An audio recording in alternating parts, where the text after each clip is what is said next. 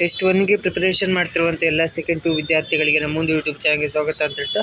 So ತುಂಬ second P ವಿದ್ಯಾರ್ಥಿಗಳು ಕೇಳ್ತಾ ಇದ್ರು ಟೆಸ್ಟ್ 1ಗೆ ಸಂಬಂಧಪಟ್ಟಿದಂತೆ ಅಕೌಂಟೆನ್ಸಿ ಸೆಕೆಂಡ್ ಪಿ ವಿದ್ಯಾರ್ಥಿಗಳು ಅಕೌಂಟೆನ್ಸಿ ಕ್ವಶನ್ ಪೇಪರ್ನ ಅಪ್ಲೋಡ್ ಮಾಡಿ ವಿತ್ ಕೀ ಆನ್ಸರ್ನ ಕೊಡಿ ಅಂತ ಹೇಳ್ತಿದ್ರೆ.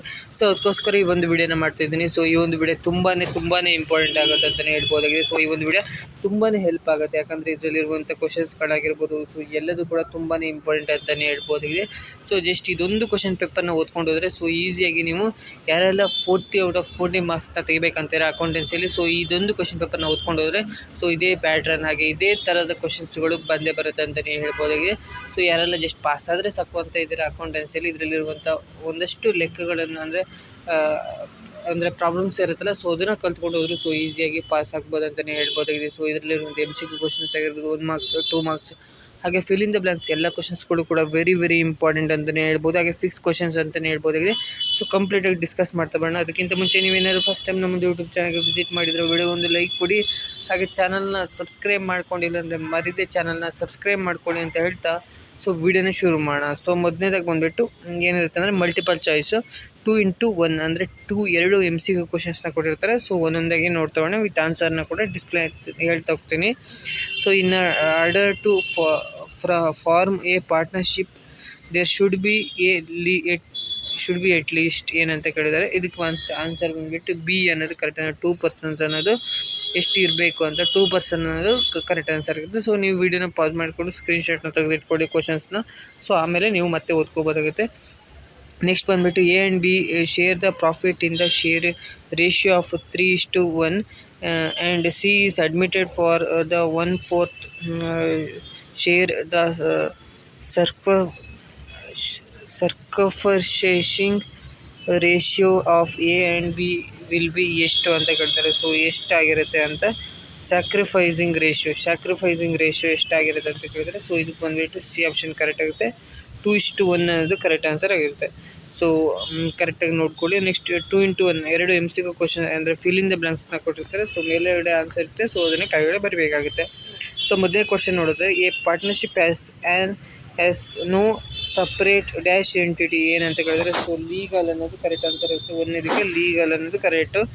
Next old ratio minus new ratio is equal to ಏನಾಗುತ್ತೆ ಸ್ಯಾಕ್ರಿಫೈಸಿಂಗ್ ರೇಷಿಯೋ ಅನ್ನೋದು ಕರೆಕ್ಟ್ ಆಗ್ತಿತ್ತು. ಸೆಕೆಂಡ್ ಒಂದಕ್ಕೆ ಆನ್ಸರ್ ಆಗಿರುತ್ತೆ. ನೆಕ್ಸ್ಟ್ ಇನ್ನು 4 ಮ್ಯಾಚ್ ದ ಫಾಲೋವಿಂಗ್ ಅಂದರೆ ಹೊಂದಿಸಿ ಬರೆಯಿರುತ್ತೆ. ಸೊ ಒಂದೊಂದಾಗೆ ನೋಡ್ತೀನಿ, ಎ ಮತ್ತು ಬಿಗೆ ಮ್ಯಾಚ್ ಮಾಡಬೇಕಾಗುತ್ತೆ. ಫಸ್ಟ್ನೇದಕ್ಕೆ ಪಾರ್ಟ್ನರ್ಶಿಪ್ ಆ್ಯಕ್ಟ್ ಬಂದುಬಿಟ್ಟು ಯಾವುದಕ್ಕೆ 1932 ಅನ್ನೋದು ಕರೆಕ್ಟ್ ಆನ್ಸರ್ ಆಗುತ್ತೆ. ಪಾರ್ಟ್ನರ್ಸ್ ಲ್ಯಾಬಿಲಿಟಿ ಅನ್ನೋದು ಅನ್ಲಿಮಿಟೆಡ್ ಆಗಿರುತ್ತೆ. ನೆಕ್ಸ್ಟ್ ಗುಡ್ ವಿಲ್ ಅನ್ನೋದು ಇಂಟ್ಯಾಂಜಿಬಲ್ ಅಸೆಟ್ಸ್ ಅಂದರೆ ಟಚ್ ಮಾಡೋಕ್ಕಾಗಲ್ಲ, ಸೊ ಇಂಟ್ಯಾಂಜಿಬಲ್ ಅಸೆಟ್ಸ್ ಆಗಿರುತ್ತೆ. ನೆಕ್ಸ್ಟ್ ಸ್ಯಾಕ್ರಿಫೈಸಿಂಗ್ ರೇಷಿಯೋ ಅನ್ನೋದು ಏನಾಗಿರುತ್ತೆ ಅಂದರೆ ಸೊ ಅಡ್ಮಿಷನ್ ಆಫ್ ಪಾರ್ಟ್ನರ್ ಅನ್ನೋದು ಕರೆಕ್ಟ್ ಆನ್ಸರ್ ಆಗುತ್ತೆ. ಸೊ ಇಷ್ಟು ಬರೆದ್ರೆ ನಿಮಗೆ ಫುಲ್ ಮಾರ್ಕ್ಸ್ ಅನ್ನೋದು ಸಿಗುತ್ತೆ, 4 ಔಟ್ ಆಫ್ 4 ಮಾರ್ಕ್ಸ್ ಸಿಗುತ್ತೆ. ನೆಕ್ಸ್ಟ್ 1 ವರ್ಡ್ ಆನ್ಸರ್ ಇರುತ್ತೆ. ಸೊ 2x1 2 ಮಾರ್ಕ್ಸ್ ಸಿಗಿರುತ್ತೆ. ಸೊ ನೋಡ್ತಾ ಹೋಗೋಣ. State any one feature of ಪಾರ್ಟ್ನರ್ಶಿಪ್ಪಿಂದ ಫೀಚರ್ನ ಒಂದು ಬರೀಬೇಕಾಗುತ್ತೆ. Name any one content of partnership deed ಅನ್ನೋದು ಬರೀಬೇಕಾಗುತ್ತೆ.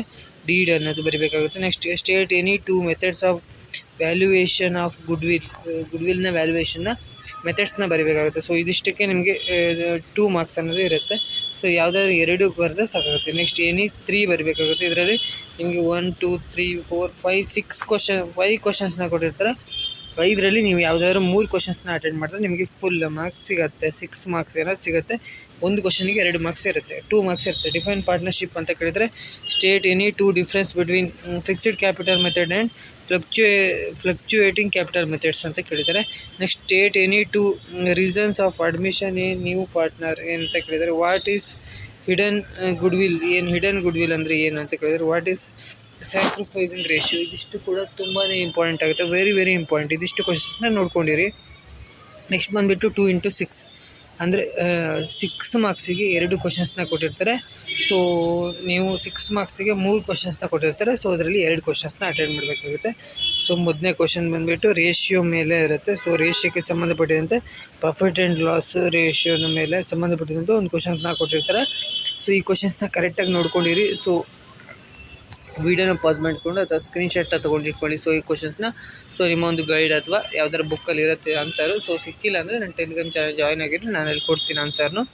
ನೆಕ್ಸ್ಟ್ ಬಂದುಬಿಟ್ಟು ಸೆಕೆಂಡ್ ಕ್ವಶನಿಗೆ ನೋಡೋದಾದರೆ ಸೊ ಅನಿತಾ ಇದಿದೆಯಲ್ಲ, ಸೊ ಇದು ಬಂದುಬಿಟ್ಟು ಏನಂದರೆ ರಿಮೈನ್ ಪ್ರಾಫಿಟ್ ಇದು ಕೂಡ ರೇಷಿಯೋ ಬೇಸ್ ಕ್ಯಾಪಿಟಲ್ ಬ್ಯಾಲೆನ್ಸ್ ಹಾಗೆ ಅಂದರೆ ಇದು ಕೂಡ ರೇಷಿಯೋ ಬೇಸಿದ ಮೇಲಾಗಿರುತ್ತೆ. ಮತ್ತು ಇದರಲ್ಲಿ ಏನಂದರೆ ಪ್ರಾಫಿಟ್ ಆ್ಯಂಡ್ ಲಾಸ್ ಅಕೌಂಟ್ನ ಪ್ರಿಪೇರ್ ಮಾಡಬೇಕಾಗುತ್ತೆ ಮತ್ತು ಬ್ಯಾಲೆನ್ಸ್ ಶೀಟ್ನ ಕೂಡ ಮಾಡಬೇಕಾಗುತ್ತೆ.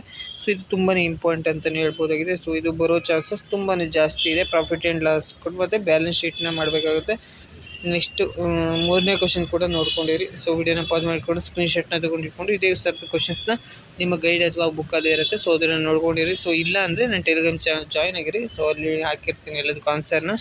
ಸೊ ನೆಕ್ಸ್ಟ್ ಬಂದುಬಿಟ್ಟು 12 ಮಾರ್ಕ್ಸಿಗೆ ಯಾವ್ದಾದ್ರು ಒಂದು ಕ್ವಶನ್ಸ್ನ ಅಟೆಂಡ್ ಮಾಡಿ. ಸೊ ಇದನ್ನು ನೀವು ಕಲ್ತ್ಕೊಂಡೋಗಿದ್ರೆ ಸೊ ಇದು ಏನೂ ಇರಲ್ಲ. ಸೊ ಈಸಿಯಾಗಿ ಬರೀಬೋದಾಗಿತ್ತು. ಯಾವುದು problem on admission of A partner ಇದನ್ನು ಕಲ್ತ್ಕೊಂಡೋಗಿ. ಇಲ್ಲಾಂದರೆ ಇದು revaluation account, partners capital account, balance sheet ಮೂರು ಕೂಡ ಕರೆಕ್ಟಾಗಿ ಮಾಡಿದ್ರೆ ನಿಮಗೆ 12 ಮಾರ್ಕ್ಸ್ ಅನ್ನೋದು ಸಿಗುತ್ತೆ.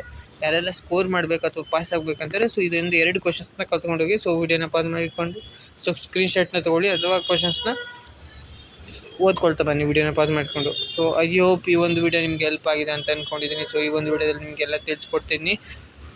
ಅಕೌಂಟೆನ್ಸಿಗೆ ಸಂಬಂಧಪಟ್ಟಂತೆ ಎಲ್ಲ ಕ್ವಶನ್ಸ್ನ ಹೇಳಿದೆ ಅಂತ ಹೇಳ್ತಾ, ಸೊ ಇದೇ ರೀತಿ ನೆಕ್ಸ್ಟ್ ಬರುವಂಥ ಎಲ್ಲ ಕ್ವಶನ್ಸ್ನ ಆಗಿರ್ಬೋದು, ಬಿಸ್ನೆಸ್ ಸ್ಟಡೀಸ್ ಆಗಿರ್ಬೋದು, ಎಲ್ಲ ಕ್ವಶನ್ಸ್ನ ಅಪ್ಲೋಡ್ ಮಾಡ್ತಾ ಇರ್ತೀನಿ ಕ್ವಶನ್ ಪೇಪರ್ನ ಅಂತ ಹೇಳ್ತಾ. ಸೊ ವಿಡಿಯೋನ ಎಂಡ್ ಮಾಡ್ತೀನಿ. Thank you for watching. Next ವಿಡಿಯೋದಲ್ಲಿ ಸಿಗ್ತೀನಿ.